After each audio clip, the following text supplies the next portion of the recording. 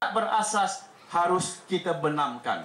Dan antara yang membangkang, orang yang tidak setuju dengan kerajaan, dengan pihak-pihak yang memimpin misalnya, mesti ada matlamat kenegaraan, mesti ada matlamat nasional. Walaupun sekarang Barisan Nasional menjadi tunjang kerajaan kita, kita mesti ada perasaan itu, walaupun seseorang berada di luar ataupun menjadi pembangkang terhadap Barisan Nasional, terhadap pemimpin-pemimpin kita. Namun kita tidak boleh jual negara kita di luar sana. Namun kita tidak boleh rendahkan mana-mana agama kita, budaya kita, amalan sosial kita. Oleh yang demikian, sekiranya agama Islam, katalah, diperlekeh oleh orang dalam internet, dalam YouTube, dalam huraian perfilman mereka, tak kira pembangkang ataupun pro kerajaan, kita mesti bangkit mengatakan, jangan ada mana-mana pihak di luar atau dalam Malaysia yang mengkritik keagamaan tanpa sebab dan tanpa alasan. Kalau makan kerupuk, biar bulat-bulat. Kalau bertepuk, biar kuat-kuat. Saya biasa sebut begitu sebab saya dah biasa jual obat.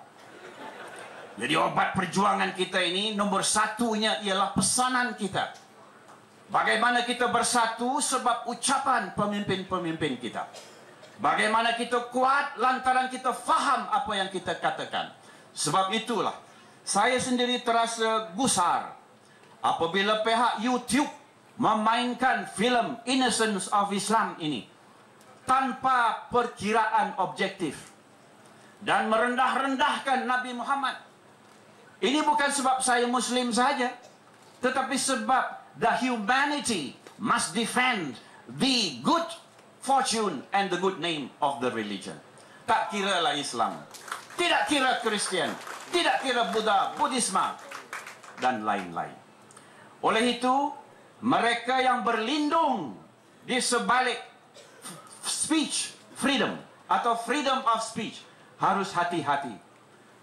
Freedom itu atau kebebasan itu bukan mutlak 100% mengikut selera masing-masing. Kita mesti hormat kepada manusia lain. Kita mesti hormat terhadap agama lain. Kita mesti hormat terhadap budaya lain.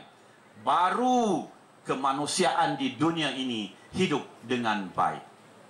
Biar saya katakan, Shakespeare pernah berkata, to be or not to be, that is the question.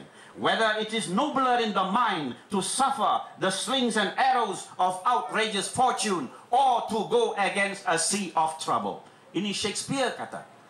Beliau berkata, kita mesti faham bagaimana kita hendak membuat sesuatu, pilihan hidup kita, against a sea of trouble, ataupun mengikut apa yang baik. Biarlah di situ. Jadi sebagai kuncinya, kita akan menahan mana-mana filem, mana-mana terbitan internet yang memecah belahkan sesuatu agama, sesuatu budaya. Dan saya berharap sangat peguam negara kita memainkan peranan yang jelas di bawah Akta Hasutan ataupun di bawah undang-undang yang lain, sama ada di bawah Section 237 atau 236 Akta Komunikasi dan Multimedia. Ini perlu kita buat sebab apa yang telah berlaku di Timur Tengah dalam hari yang dua ini, kita nyata sekali ternampak bahawa apa yang dibuat menerusi internet itu seharusnya sesuai dengan kehidupan orang dunia sendiri. Setelah menyatakan begitulah, kita di kampung Penan Islam ini akan terasa nanti kebebasan ini sampai pada kita. Di bawah pusat yang dinamakan literasi ICT ini, kita mesti memahami ini semua. Di Sarawak, kita mempunyai cara-cara hidup kita. Di Sarawak, kita mempunyai cara budaya kita. Apatah lagi, semua kaum mengamalkan agama masing-masing yang harus kita hormati. Saya pohon daripada saudara Raini bin Pi dan juga kawan-kawan di kampung ini. Sensitiviti itu kita jaga. sementara anak-anak kita menggunakan internet siang malam menerusi pusat ICT atau Internet Satu Malaysia ini. Dalam hal ini juga harus kita tekankan program-program yang akan kita laksanakan di Bintulu dan di Sarawak mesti menjurus kepada kebaikan, meningkatkan syiar Islam, meninggikan fahaman tentang agama masing-masing, dan memberi berkat serta kefahaman kepada kebudayaan masing-masing. Di samping kita menjaga tuntutan undang-undang yang sentiasa wujud waima dalam atau di luar internet itu sendiri. Ingin saya tegaskan juga, ada pihak berpendapat katanya dalam internet tak apa, boleh gunakan apa saja, boleh malukan orang, boleh buat kerja-kerja anti-security, boleh menipu, boleh buat phishing, atau kerja-kerja yang salah di sisi undang-undang. Pihak ini salah. Oleh kerana what is illegal outside the internet is also illegal within the internet.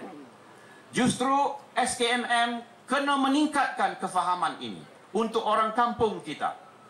Kalau orang merancang membunuh seseorang menerusi internet, salah. Seperti mana salah di bawah Seksyen 302 Kanun Keseksaan.